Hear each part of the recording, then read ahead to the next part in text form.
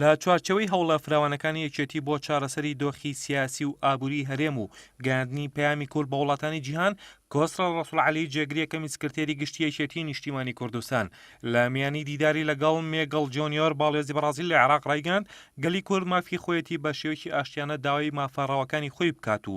وتیشی ئومێدمانە و چاوەڕوانین لە ئەگەرەکانی بەردەممان لە داهاتوودا دۆست و هاوپەیمانەکانمان هاوکار و پاڵپشتمان بن. بەردەوامێکێتی تاکید لە یەکهەڵوێسی و دانیشتن و گفتوگۆ لە لایەنەکان دەکات. دوێنێش مەکتەبی سیاسی یەکێتی و پارتی وەک دوو هێزی کاریگەری کوردستان بۆ تاوتوێکردنی نەخشە ڕێگاکەی یەکێتی و پرسە چارن و سازەکانی ناوچەکە کۆبوونەوە و لە کۆنفرانسێکی ڕۆژنامەوەییدا ماڵا بەختیار لێبسراوی دەستەی کارگەڕی مەکتەبی سیاسی یەکێتی ڕایگەیاند لەسەر کۆی نەخشە ڕێگاکەی یەکێتی و ڕووداوەکانی ناوچەکە و جیهان بیرروڕایان ئاڵوگۆڕ کرد و قسەیان لەسەر ئەوە کرد کە حکوومەتی هەرێم چۆن بێت و چۆن هاوسەنگ بێت و لەو بارێشەوە بۆچوونەکانیان نزیک بوون لە یەکە و بڕیاردا لیژنە دروست بکرێت بۆ تاوتوێکردنی دۆخی ئابووری هەرێم. مەلا بەختیار وتیشی لەگەڵ پارتی پێویستیان بە ڕێکەوتنێکی نوێ هەیە تا خاڵە هاوبەشەکان یەکێتی و پارتی تێدا کۆ بکرێتەوە بە شێوەیەک لەسەر حسابی هیچ لایەنێک نەبێت و دیارە ئامانجەکانی ڕێکەوتنی استراتیژی نێوانمان دەخرێتە ناو ڕێکەوتنە تازەکە.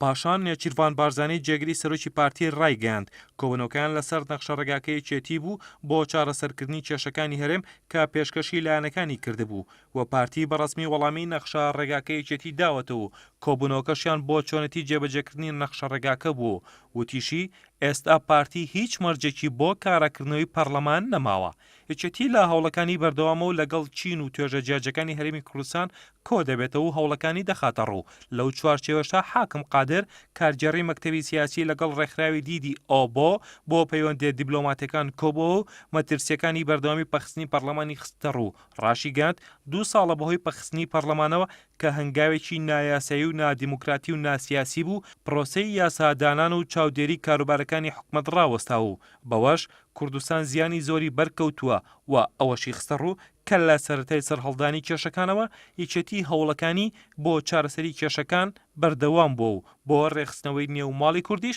هەمیشە لە هەوڵدایە.